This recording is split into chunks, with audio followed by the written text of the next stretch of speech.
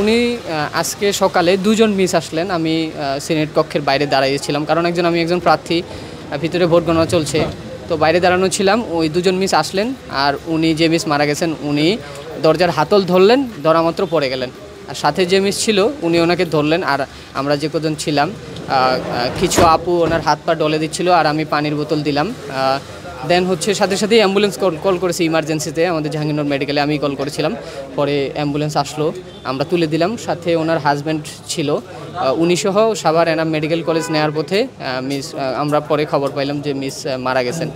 তো পুরাটা চোখের সামনে ঘটলো, খুবই আপসেট লাগতেছে যে এই দিনও দেখা লাগলো জাকসুর মতো নির্বাচনে 33 বছর পর হচ্ছে, আবার মাঝখানে এই ঘটনা ঘটে গেল। তবে এটা নাও হতে পারতো যদি গত রাতেই সব কিছু শেষ হয়ে যেত, যদি রেজাল্টটা মেশিনে গণনা করা হইতো, তাহলে হয়তো এই দিন দেখা লাগতো না জাহাঙ্গীরনগরের।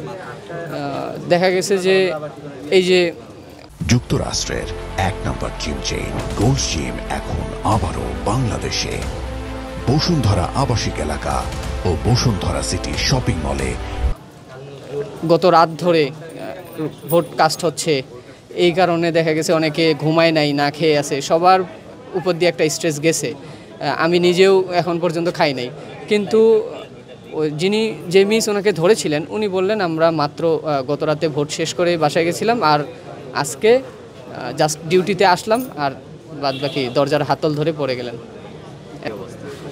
আমাদেরও অবস্থা খুব একটা ভালো না, আমারও প্রচণ্ড পা ব্যথা, আর সাথে তো খাই নাই, আর দোকানপাটও বন্ধ। আর আমাদের অন্যান্য হলের যে প্রার্থীরা আছেন সবারই অবস্থা নাজেহাল। আপনারা উপরে গেলে দেখতে পারবেন, সবাই কেউ মাটিতে বসে আছে, কেউ শুয়ে আছে, সবার অবস্থাই নাজেহাল অবস্থায়। ঠিক আছে, বুঝছি বলতেছি। হ্যাঁ, শুরু করছি। আচ্ছা, যে মিস মারা গেছেন উনি জাহাঙ্গীরনগর বিশ্ববিদ্যালয়ের চারুকলা ডিপার্টমেন্টের নতুন লেকচারার হিসেবে জয়েন করেছিলেন। উনি ওনার নাম জান্নাতুল ফেরদাউস। তো মিস প্রীতিলতা হলে, গতকাল ভোটের সময় পুলিং অফিসার হিসেবে ছিলেন প্রীতিলতা হলে।